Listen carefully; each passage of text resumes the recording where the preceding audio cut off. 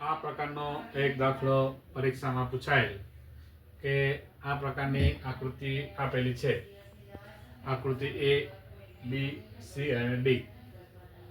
આ આકૃતિમાં છાંયાંકિત કરેલ ભાગ અપૂર્ણાંક દર્શાવે છે.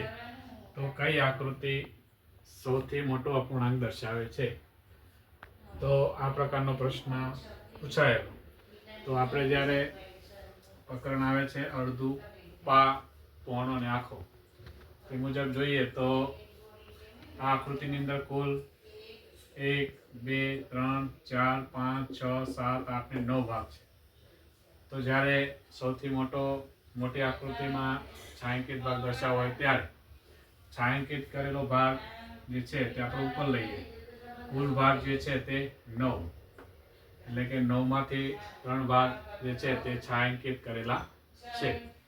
તેવી જ રીતે અહીંયા કુલ ભાગ 6, એમાંથી એક ભાગ છાંયાંકિત કરેલો છે. આકૃતિ C ની અંદર કુલ ભાગ છે 4 અને છાંયાંકિત કરેલો ભાગ 1. આકૃતિ નંબર D, એમાં 2 કુલ ભાગ છે અને છાંયાંકિત ભાગ છે 1.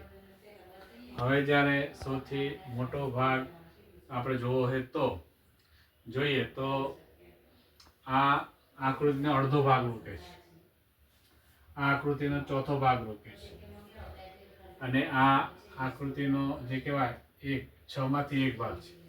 એટલે હવે આપણે જોઈએ તો આના છેદ પણ ઉડાડીએ 3 તેરી 9, એટલે આ ત્રીજો ભાગ થાય અને આ છઠ્ઠો ભાગ થાય. તો હવે આકૃતિ આ અપૂર્ણાંક પરથી આપણને ખ્યાલ આવે કે ત્રીજો ભાગ, છઠ્ઠો ભાગ, ચોથો ભાગ અને અડધો ભાગ. તો એમાંથી સૌથી મોટો ભાગ કયો? તો સીધી વસ્તુ છે કે અડધો જે ભાગ છે તે સૌથી મોટો થાય. તો આ આકૃતિની અંદર આકૃતિ નંબર D માં જે દર્શાવેલ ભાગ જે છે રેખાંકિત ભાગ તે સૌથી મોટો છે.